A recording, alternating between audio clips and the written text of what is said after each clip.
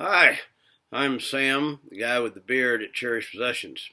This week, we're starting a new auction at Cherished Possessions, as we try to do 3 times a month right now. We're getting better at it every time, and we're getting more interesting stuff into research. So I've been researching 2 or 3 new items that I wanted to share with you as a part of this auction. The first is an inkwell. And inkwells are collector's items. This one is about late 1800s. It's very, very heavy cut glass with a pewter top. They were made heavy so they wouldn't tip over because ink would go all over the place. The inkwell, as we know it, actually got named by the well that was built into American desks in about 1860. But they've been around for a long time before that.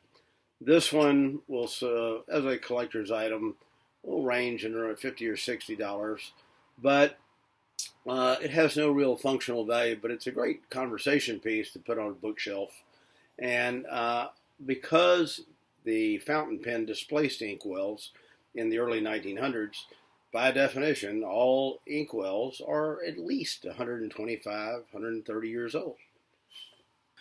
Portable inkwells became popular and really gained in terms of tradition during the American Revolution because military leaders had to write, and therefore they had to carry ink with them because they were using quills.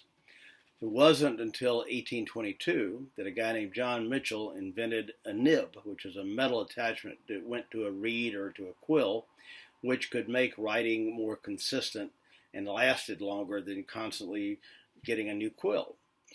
About 20 years later, in 1842, a German firm invented the first ink pen as we know it today. And while that was not a big event in terms of world history, it made an enormous contribution to literacy and education in the New World. The next item of interest is a sculpture, which is a marble sculpture. It's now seated on top of a case of my favorite beer, which is Shipyard Pumpkinhead. And it is very heavy. It's about 40 pounds of solid white marble. This is signed by a guy named N. Dunhill. Dunhilly, actually, is probably the best pronunciation. It's classic 1970s abstract art. And believe it or not, in that era, this item was worth about $3,500 to $4,000. Today, not so much, but it's a great item for putting maybe in a garden or out on a patio. It can withstand a lot of wear, and it has an intrinsic value as something to contemplate, a piece of art, and art's really good.